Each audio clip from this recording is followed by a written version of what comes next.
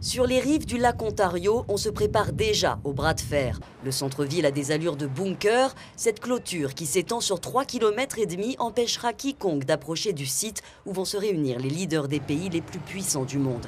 La police est déjà partout. Brigades équestres, tireurs d'élite, en tout 20 000 hommes sont déployés pour sécuriser les rencontres. Je ne pense pas que le centre-ville soit l'endroit idéal pour ce genre d'événement. C'est effrayant, les gens se font contrôler alors qu'ils marchent dans la rue.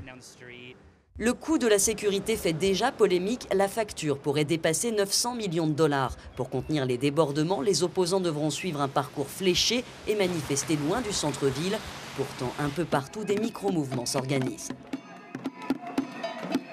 Dans l'éventualité où est-ce que les manifestants démontreraient un comportement criminel, ce qui ne sera pas toléré par nos policiers vont avoir accès à une panoplie d'options d'intervention. Tout cela pour isoler une autre scène de combat entre les dirigeants du sommet, car les sujets de consensus sont rares. Régulation du système financier, coordination des politiques économiques, ces dossiers avancent à tout petits pas. Quant au projet européen d'une taxe sur le bilan des banques, il fait bondir les pays moins touchés par la crise, comme l'Australie, le Brésil, l'Inde et le Canada.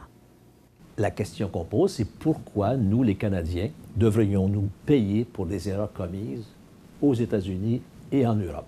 Un autre projet sera débattu, une taxe sur les transactions financières pour financer cette fois le développement. L'idée plus consensuelle, après de 40 ans, ce sont la France et l'Allemagne qui l'ont exhumée. Une façon d'affirmer leur leadership en faisant front commun en dépit des nombreuses divergences ancrées au sommet.